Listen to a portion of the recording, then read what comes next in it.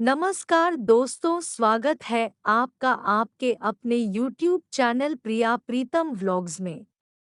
शुरू करते हैं आज की कहानी। आखिर देवऋषि नारद वानर क्यों बने? देवऋषि नारद समस्त ऋषियों में बहुत ही ज्ञानी ऋषि माने जाते हैं। देवलोक में इनके ज्ञान और विवेक से सभी देवतागण भली भांति परिचित थे। किंतु एक बार देवऋषि नारद को अपने इसी ज्ञान और विवेक पर अत्यंत ही अहंकार हो गया। अतः श्री हरि भगवान विष्णु जी ने नारद जी का अहंकार हरने की एक योजना बनाई। एक बार नारद जी विचरण करते हुए हिमालय पर्वत पर एक गुफा के निकट जा पहुँचे। उस स्थान पर गंगा जी की निर्मल धारा बह रही थी। उस रमणीय स्थान को देखकर नारद जी भगवान विष्णु की तपस्या करने लगे। देवराज इंद्र ने जब नारद जी को तपस्या करते देखा तो उन्होंने सोचा कि कहीं नारद जी तपस्या करके भगवान विष्णु को प्रसन्न न कर लें और विष्णु जी से इस तपस्या के वरदान स्वरूप कहीं स्वर्ग का सिंहासन न मांग लें। इंद्र को चिंतित देखकर कामदेव जी ने इंद्र से उनकी चिंता का कारण पूछा तो इंद्र ने सारा वृत्तांत कह दिया। ऐसा सुनकर कामदेव जी नारद जी की तपस्या भंग करने के लिए उस स्थान पर जा पहुँचे जहाँ नारद जी तपस्या में लीन थे।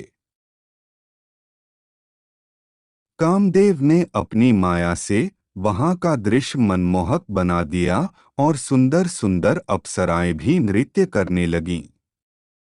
किंतु नारद जी पर उनकी किसी भी माया का कोई प्रभाव नहीं हुआ।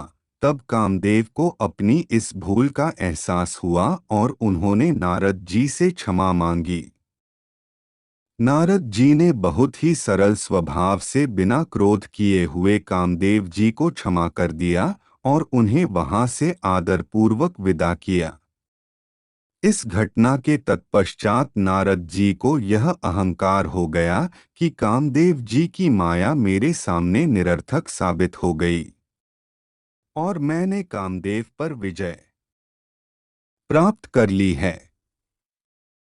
अब नारद जी ने सोचा क्यों न मैं अपनी विजय और कामदेव की पराजय की बात स्वर्गलोक के सभी देवताओं को बताऊं।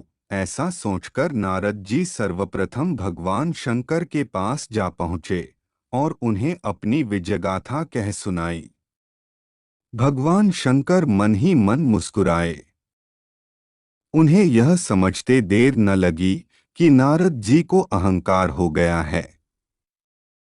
भगवान शंकर जी से विदा लेकर नारद जी अब भगवान विष्णु के पास जा पहुँचे और उन्हें भी सारी कथा कह सुनाई। भगवान विष्णु जो तीनों लोकों के पालनहार हैं, उन्हें भी यह समझते देर न लगी कि नारद जी को अपने ज्ञान और तप पर अहंकार हो गया है। इसलिए भगवान विष्णु ने नारद जी का अहंकार दूर करने का विचार किया। भगवान विष्णु ने नारद जी के प्रस्थान करने से पहले ही उनके मार्ग में एक नगर का निर्माण कर दिया। उस नगर के राजा की एक विवाह योग्य पुत्री थी, जो अत्यंत ही सुंदर, सुशील, रूपवती व गुणवती कन्या थी। अपनी पुत्री के विवाह के लिए राजा ने एक स्वयंवर का आयोजन किया, जिसमें देश विदेश के अनेक राजा सम्मिलित होने के लिए वहां उपस्थित हुए।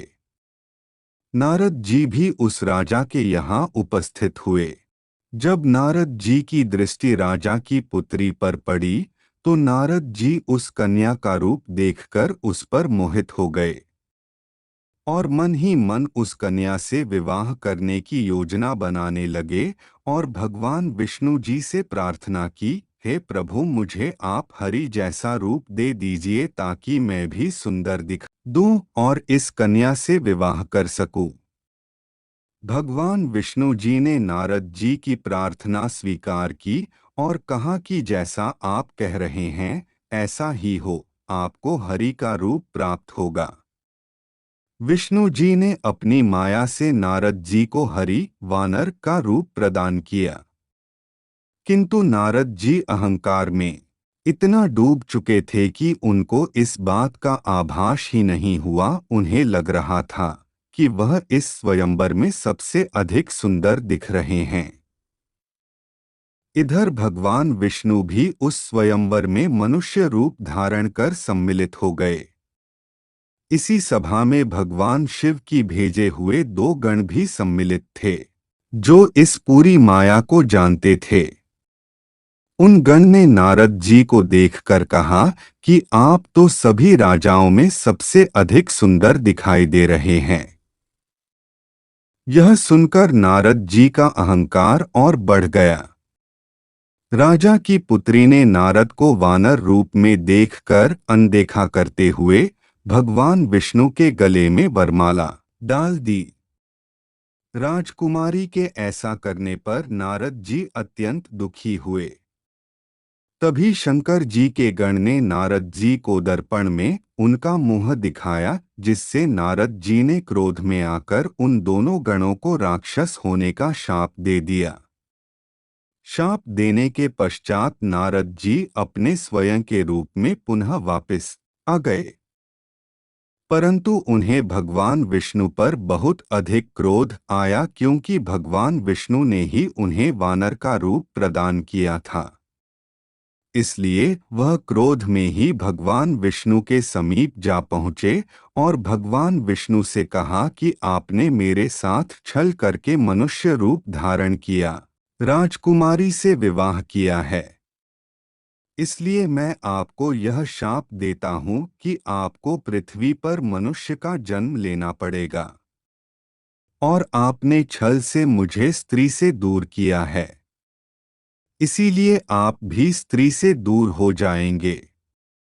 और आपने मुझे वानर का रूप देकर मेरा उपहास कराया है, इसीलिए आपको वानर की सहायता की आवश्यकता पड़ेगी। नारद जी के शाप के कारण ही भगवान विष्णु को पृथ्वी पर श्री राम जी के रूप में जन्म लेना पड़ा। और शंकर जी के दोनों गणों ने रावण और कुंभकर्ण के रूप में जन्म लिया, जो प्रभु श्री राम के हाथों मारे गए और नारद जी के शाप से मुक्त हुए। दोस्तों, आप लोगों को अगर यह कहानी अच्छी लगी तो कृपया लाइक, शेयर अवश्य करें और अगर चैनल पर नए हैं तो चैनल सब्सक्राइब करके बेल वाला बटन अवश्य दबाएं ताकि हमारी अगली कहानी आप लोगों को मिले सबसे पहले।